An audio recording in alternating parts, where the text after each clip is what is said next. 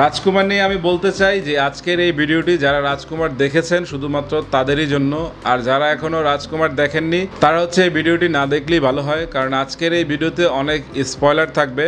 পরে দোষ দিতে পারবেন না যে আপনি স্পয়লার দিয়ে দিয়েছেন। তা আমি আগেই সতর্ক করছি, যারা রাজকুমার এখনো দেখেননি তারা এই ভিডিওটি না দেখার অনুরোধ। তো ভিডিওটি শুরু করা যাক। প্রথমেই বলবো যে রাজকুমারের হচ্ছে ফিনিশিং নিয়ে, মানে রাজকুমারের ছবিটি যেভাবে শেষ হয়, এই শেষ অংশটুকু নিয়ে দর্শক দুইভাবে বিভক্ত হয়ে গেছে। কেউ বলছে ফিনিশিংটি অসাধারণ হয়েছে এবং কেউ বলছে ফিনিশিংটি একদমই যাচ্ছে তাই হয়েছে। আমি কোন দলে সেটা পরে আসছি, আগে দর্শকদের অনুভূতি হচ্ছে জাস্টিফাই করা যাক।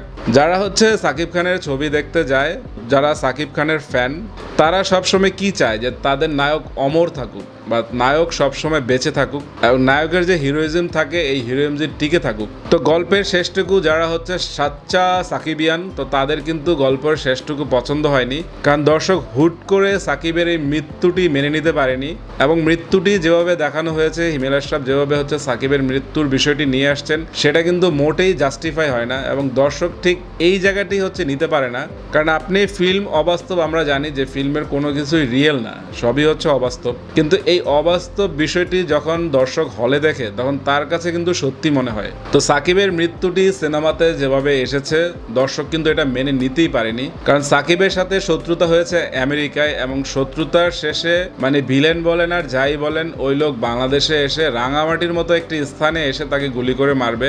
তো একদম হুট করে ব্যাপারটি হয়েছে, মানে ব্যাপারটি এমন হয়েছে আমি আমার বন্ধুকে গালি দিয়েছি আমেরিকায়, সে আমাকে উগান্ডায় এসে গালি দিল। তো ব্যাপারটি ওরকমই হয়ে গেছে অনেকটা। তো এই সাকিব খানের হুট করে মৃত্যুর বিষয়টি দর্শক মেনে নিতে পারেনি যারা সাকিবিয়ান।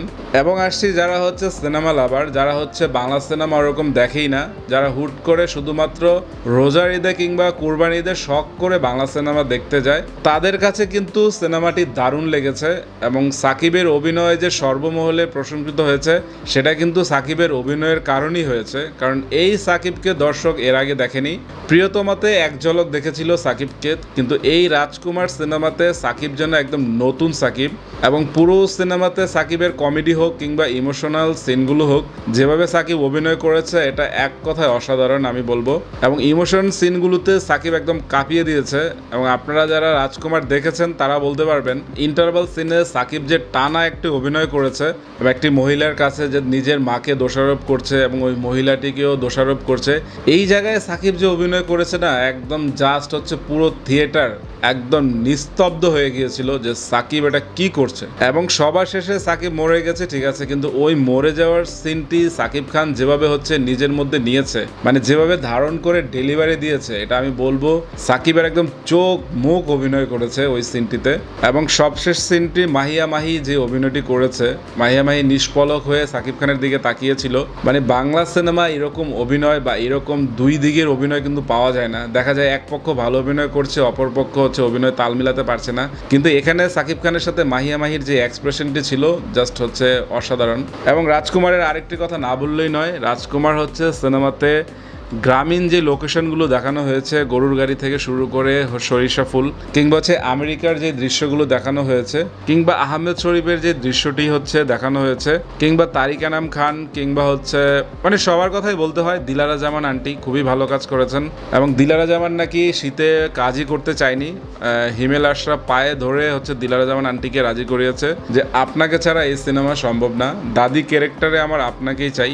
এবং তারিক আনাম খান কিংবা আরশ খান যারাই অভিনয় করেছেন ভালো করেছেন।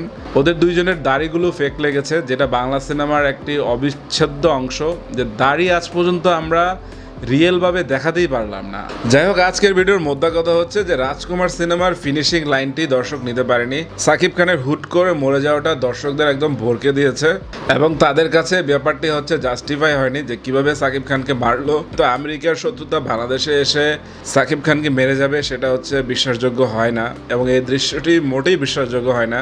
আপনারা অনেকেই কমেন্ট বক্সে এখন হামলা করবেন যে ছোটবেলায় সাকিব খানের আব্বা কসম দিয়েছিল যে সাকিব খানের সাথে মানে ওর চেহারা দেখলেই সাকিব খানের মা যদি সাকিব খানকে দেখে ওই দিনই সাকিব খানের মরা মুখ দেখবে।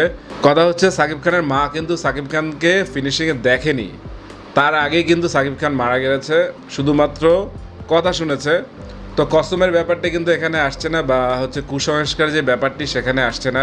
কমেন্ট বক্সে জানাতে পারেন যে আপনাদের কাছে এই মৃত্যুর বিষয়টি কেমন লেগেছে, মানে জাস্টিফাই হয়েছে কিনা, শুধু এটুকুই হচ্ছে কমেন্ট বক্সে বিস্তারিত জানাবেন। আমার মনে হয় যে সাকিব খানের এই গল্পটি যদি মিলনের হতো তাহলে রাজকুমার আজকে যে অবস্থানে আছে এর থেকে 10 গুণ ভালো অবস্থানে থাকতো। প্রিয়তমা যেভাবে হচ্ছে নায়িকার মৃত্যুটি জাস্টিফাই হয়েছিল, এখানে সাকিবের মৃত্যুটি ততটা জাস্টিফাই হচ্ছে না। আমি শুধু এটাই বলতে চাচ্ছি। তো যাই হোক, ভিডিওটি যারা এ পর্যন্ত দেখেছেন সবাইকে ধন্যবাদ, টাটা।